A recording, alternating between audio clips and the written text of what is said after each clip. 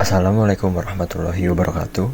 Nama saya Noval Bagaskara Edwin Wijaya dengan NPM 203516516332, Prodi Ilmu Komunikasi, Universitas Nasional, akan mempresentasikan mengenai penggunaan daya tarik emosional pada iklan pajak di televisi.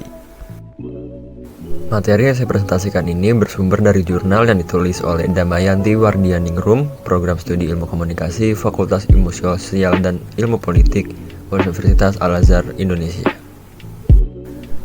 Iklan merupakan salah satu media penyampai pesan tentang produk atau jasa. Secara umum, media untuk menyampaikan pesan adalah media cetak, yaitu koran, majalah, dan tabloid, dan media elektronik yang terdiri dari televisi dan radio, termasuk pada saat ini dikenal media baru yaitu internet. Dari berbagai jenis media yang digunakan sebagai penyampai pesan, televisi merupakan media yang memiliki keunggulan dibandingkan dengan media lainnya. Antara lain, karena adanya unsur audiovisual yang tidak dimiliki oleh media lainnya. Dengan daya tariknya yang luar biasa, televisi cukup memanjakan audiensnya dengan berbagai tayangan yang dapat disaksikan setiap hari. Sehingga banyak produsen yang menggunakan televisi sebagai media untuk menyampaikan pesan tentang produk, jasa, atau ide dalam bentuk iklan. Disebutkan oleh Blythe, selain iklan, televisi memiliki kekuatan untuk meningkatkan penjualan suatu produk dengan kekuatan yang dimilikinya. Iklan televisi juga merupakan refleksi budaya dan sebaliknya dapat membentuk budaya masyarakat setempat. Salah satu program yang disosialisasikan oleh pemerintah Indonesia adalah tentang himbauan bagi masyarakat untuk membayar pajak.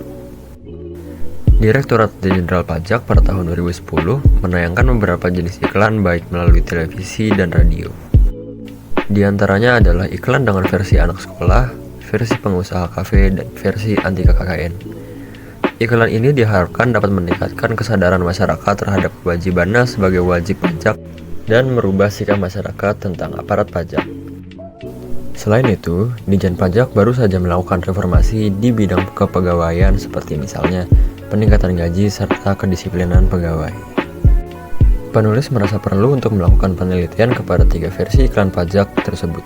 Pertama, untuk mengetahui daya tarik apa yang digunakan pada masing-masing ketiga versi dari iklan tersebut. Kedua, daya tarik apa yang memiliki kesamaan paling dominan pada ketiga versi iklan tersebut.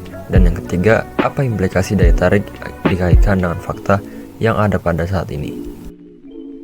Selain iklan ini, terdapat beberapa versi lain iklan Dijen Pajak. Namun penulis memilih 3 iklan berikut dengan pertimbangan bahwa iklan tersebut lebih menggambarkan kondisi atau praktek di masyarakat. Pembahasan mengenai iklan tentu tidak terlepas dari media.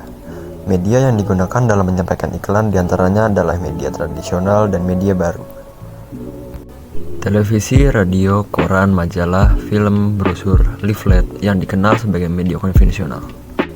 Sedangkan saat ini telah dikenal media baru antara lain seperti internet, product placement di majalah dan televisi, CD-ROMs, dan sering ditemukan iklan luar ruang yang bersifat mobile. Sampai saat ini, televisi dianggap sebagai media massa yang paling memiliki kekuatan dibandingkan dengan media-media lainnya. Menurut pandangan peneliti, uraian di atas sangat relevan dengan penonton televisi di Indonesia yang sebagian besar adalah masyarakat kelas bawah yang belum memiliki kebiasaan membaca. Masyarakat lebih mengandalkan media televisi sebagai sumber informasi dan hiburan. Di sisi lain, karena belum memiliki kebiasaan membaca, sehingga masyarakat tidak dapat memperoleh gambaran yang utuh tentang suatu informasi yang diperoleh dari media televisi yang dapat dikaitkan dengan informasi dari media lain. Penelitian ini menggunakan metode kualitatif deskriptif karena metode ini dianggap sesuai oleh peneliti dengan masalah yang akan diteliti. Karena penelitian ini hendak mengkaji makna iklan yang dikaitkan dengan citra institusi, maka peneliti menggunakan metode untuk menelaah makna iklan dengan metode semiotika. Penelitian kualitatif menjadi pilihan peneliti karena seperti uraian Sarantox yang dikutip oleh Purwadan, penelitian kualitatif memiliki pandangan mendasar yaitu 1. Realitas sosial adalah sesuatu yang subjektif dan diinterpretasikan, bukan sesuatu yang berada di luar individu-individu. 2.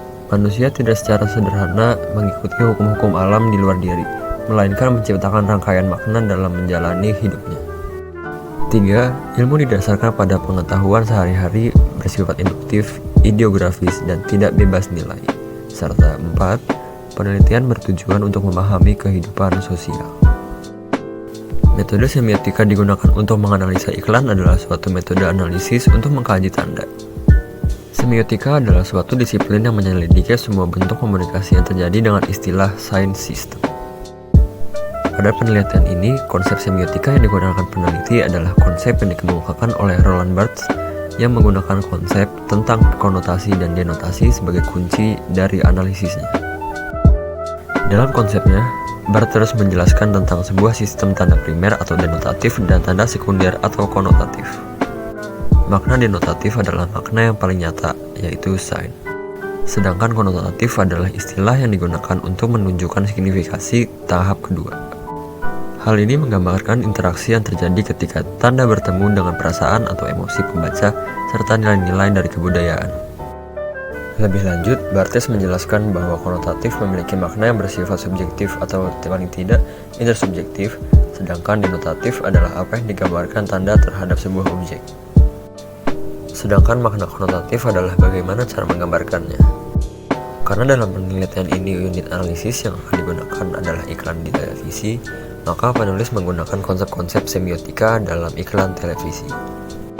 Deskripsi tentang scene yang ditampilkan dalam ketiga iklan tersebut dapat diuraikan sebagai berikut. Iklan pertama versi anak pemulung terdiri dari 9 scene. Pada iklan pertama, scene pertama menggambarkan hubungan pertemanan di lingkungan anak-anak keluarga kelas menengah. Yang kedua, keceriaan saat bersama dengan teman, merayakan ulang tahun, berkumpul di kafe, dan pertemuan dengan teman lama. Yang ketiga, anak pemulung sampah yang menatap sedih ingin menikmati pesta ulang tahun seperti anak kelas menengah, ditampilkan dengan pakaian yang lusuh dan tubuh anak yang kurus. Yang keempat, adegan seorang kelas menengah membagi es krim kepada anak pemulung, menunjukkan rasa empati. Yang kelima, anak pemulung yang memandang penuh hasrat gedung sekolah dari luar pagar, anak pemulung sampah yang ingin menikmati bangku sekolah. Scene ke-6, adegan di depan ruang kelas anak pemulung sampah yang mengembalikan topi yang ditemukannya kepada anak sekolah. Ke-7, adegan anak pemulung sampah yang berpelukan dengan ibunya di dalam gubuk, mensiratkan kesedihan karena ketidakberdayaan orang tua pemulung. 8, tatapan simpati anak dan orang tua kelas menengah pada anak pemulung. Dan 9, simpati anak kelas menengah dan guru terhadap anak pemulung. Iklan kedua versi dialog di kafe terdiri dari 3 scene. Yang pertama yaitu adegan dialog pengusaha kafe profesional muda dan teman-temannya di sebuah kafe dalam suasana yang riang. Yang kedua, di televisi terdapat tayangan tentang SPT dan dialog tentang kewajiban membayar pajak. Dan ketiga, salah seorang teman secara serius mengingatkan kewajiban pengusaha kafe untuk membayar pajak. Dan iklan ketiga versi teman lama terdiri dari 8 scene. Yaitu 1, pertemuan seorang pengusaha sukses dengan teman lamanya yang menjadi pejabat di kantor pajak. Yang kedua, dialog pengusaha sukses dengan pejabat pajak yang meminta bantuan. Ketiga, adegan menyodorkan amplop coklat disimbolkan sebagai bentuk pemberian sejumlah uang kepada pejabat pajak untuk meminta keringanan pajak. 4, dilema peran sebagai seorang pejabat pajak yang sudah diikat oleh sumpah dengan pertemanan dengan sahabat lama. 5, tayangan foto saat disumpah jabatan dan foto keakraban dengan sahabat lama yang menyiratkan perasaan dilematis. 6, adegan raut wajah yang kecewa terhadap penolakan sahabat lama untuk membantu meringankan pajak. 7, ekspresi kemarahan dengan membanting pintu. 8, sambutan ceria dari teman-teman kantor yang mendukung sikap pejabat pajak karena tidak mau disuap oleh teman lamanya. Berdasarkan scene tersebut diperoleh gambaran bahwa unsur emosional sangat dominan digunakan sebagai daya tarik iklan.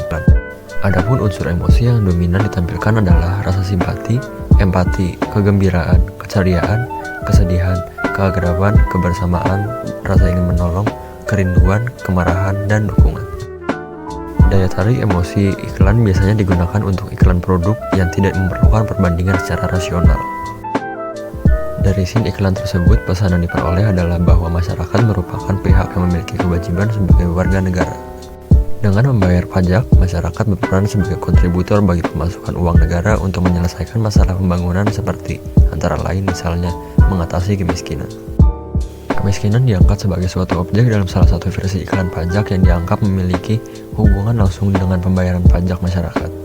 Scene iklan yang menggambarkan ketidakmampuan masyarakat miskin untuk memperoleh pendidikan dimaksudkan untuk memberikan pemaknaan secara langsung bagi audiens dan mendekatkan masalah kemiskinan dengan kewajiban membayar pajak.